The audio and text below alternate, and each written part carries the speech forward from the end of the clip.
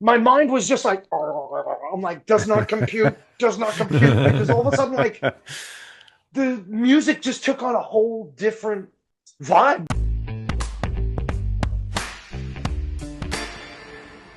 Sound like the setup for a joke question, and it's not. If it's funny, that's great. But I'm just curious because you know a lot about mechanical things, and you spend a lot of your time working on stuff.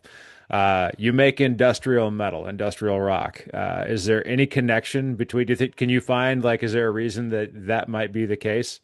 I don't know, but I gotta say how much fun it is working with power tools and being like, oh my God, I gotta sample Yeah. that grinder. Oh my goodness, listen to that sound the flagpole makes when the thing hits it and it goes poing, poing, Yeah. poing. Hmm. Yeah. It's like I'm like calling Pat, let me grab your DAT player.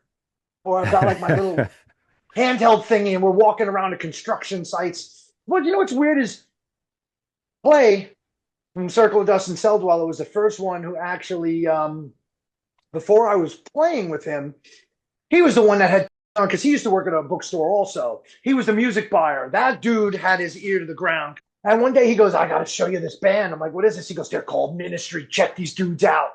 And then he plays me Thieves. And it was just like, my whole life was just like, I was like, oh my God, you can do so much more with just music. And it was different for me because it was literally like the eyelids were peeled back. And I was like, wait a minute. You could take like thrash beats and put 808s and subs and loops behind it. You could put old school analog keyboards behind thrash guitars with noises that sound like zzz, zzz, like you're drilling a hole. And I was like, Yeah. my mind was just like, I'm like, does not compute, because all of a sudden, like, the music just took on a whole different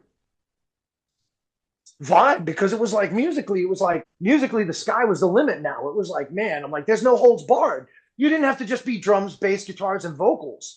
You could have Right. this whole soundscape of stuff that was intertwined, and noises and swooshes and all this kind of stuff. And that's what drew me into this kind of music, because like I said, the sky was the limit. There was no more caps on anything.